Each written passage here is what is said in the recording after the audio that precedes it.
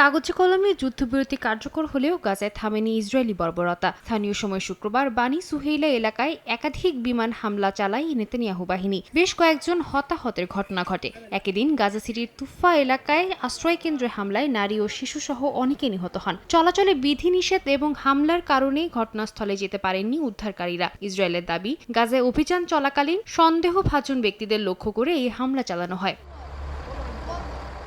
এদিকে যুক্তরাষ্ট্র, মিশর, কাতার ও তুরস্কের প্রতিনিধিরা শুক্রবার মিয়ামিতে বৈঠক করেন। গাজা যুদ্ধবিরতির প্রথম ধাপের অগ্রগতি মূল্যায়ন করেন তারা। এ সময় মানবিক সহায়তা বৃদ্ধি, মরদেহ হস্তান্তর, আংশিক সেনা প্রত্যাহার এবং সহিংসতা কমানোকে প্রথম ধাপের অগ্রগতি হিসেবে উল্লেখ করা হয়। বৈঠকে দ্বিতীয় ধাপের জন্য গাজায় স্বায়ত্তশাসিত প্রশাসন গঠন, বেসরকারি ও নিরাপত্তা কাজ পরিচালনার পরিকল্পনা এবং অবকাঠামো ও বাণিজ্য সহ পুনর্গঠন প্রক্রিয়ার বিষয়গুলো আলোচনা করা হয়।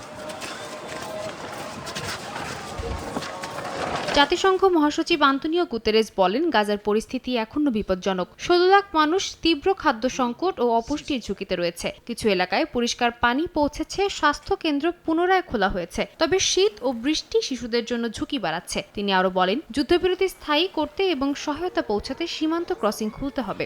একই সঙ্গে বিধিনিষেধ তুলে নিয়ে আন্তর্জাতিক ত্রাণ সংস্থাগুলোকে নির্বিঘ্নে কাজ করার সুযোগ দিতে হবে। ডক্টরস উইদাউট বর্ডার্স জানিয়েছে, শীতে গাজায় শিশু ও নবজাতকেরা মারা যাচ্ছে। খান ইউনিসে ২৯ দিনের নবজাতক হাইপোথার্মিয়ায় মারা গেছে। আশ্রয় ও কাপড় না পেয়ে প্রাণ গেছে ২ সপ্তাহ বয়সী আরেক শিশুর। সংস্থাটি জানায়, শীতের কারণে শ্বাস প্রশ্বাসের সংক্রমণ বাড়ছে, যা ৫ বছরের নিচে শিশুদের জন্য মারাত্মক ঝুঁকি তৈরি করছে। সাদিয়া তাসনিম, সময় সংবাদ।